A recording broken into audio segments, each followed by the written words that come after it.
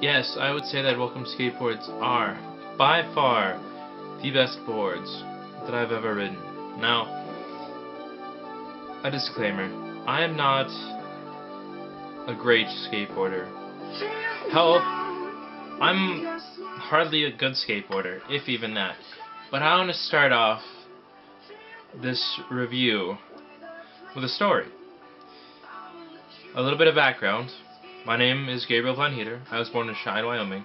I started skating at the age of 2, where my father, who is, I didn't know it was possible, but he's more passionate about skateboarding than I am, he would roll me around, even when I could barely stand. It got to the point where the first time I dropped in, I was in kindergarten. It was a great day. I only wanted one thing for dropping in, and I wanted to get the coolest haircut. I wanted to shave everything on the sides and get a rad mohawk. Dude, it was so cool. It was so awesome. Mom was ticked though, I'll tell you what. But after that, in 2nd grade, I moved out to Montana, and well, for any of you who know what Montana's like, I sort of lost the ability to go skateboarding. And I was cold turkey until 8th grade when I found my old board, and I found some sunshine and some pavement to skate. You fast forward probably 4 years from 8th grade, and I've not made any progress other than the fact that I can push, and I no longer push Mongo. I stayed at poser level for 4 years. 4 years too long. And then my father, while on a visit with him, he convinced me to pick up this. This is a welcome board. I'm not entirely sure the name of the board, but it is an 82825. When I got this, it was like butter, like a spell had been cast, as if skateboarding were never difficult. In its center, the board is 8 inches wide, 8 1/4 inches over the wheelbase, and it's got a higher curve on the nose and tail than any popsicle that I've seen. Now, what I've seen in the past is with larger boards, I cannot find the ability in myself to move them. They don't, what's the word? They don't have the agility of a board that I would be able to skate proficiently. And a smaller board is quite the opposite. Before I got one of these boards, I could barely stand.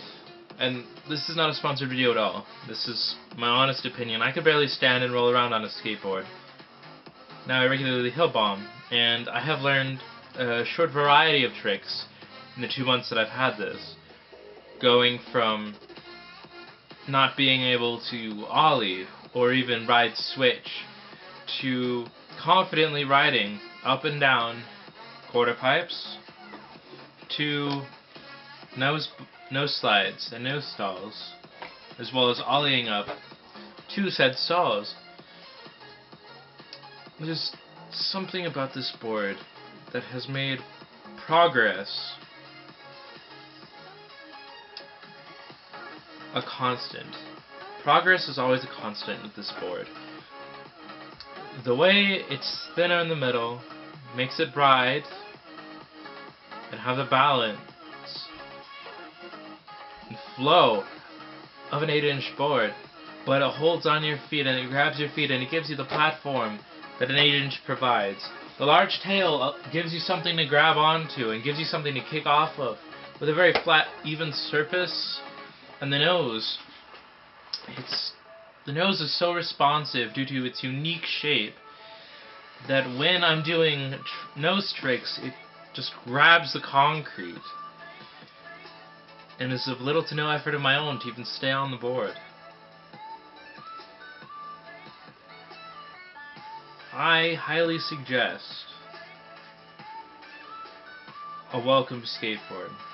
For any of you who have not found your calling, and even for those of you who are happy with a popsicle or a hammerhead or whatever it is you have, I highly suggest trying out this incredibly underrated board.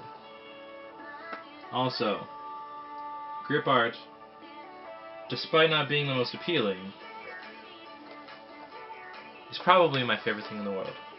Little self-plug, the grip is thanks to Kung Fu Grip Tape. Shout out to you. But, out of all the boards I've ridden, this is the only board that I would rate a 10 out of 10. If you're curious about the rest of my setup, I have 159 Indies. I have Pal Peralta's 58mm 90A durometer wheels. I'm not sure the specific wheel. I have on Super Reds. They're a little dirty. And Andy Hardware. This is Harmony Lifestyle. Have a good one. Also, note, all of the music will be written in the description. Deuces.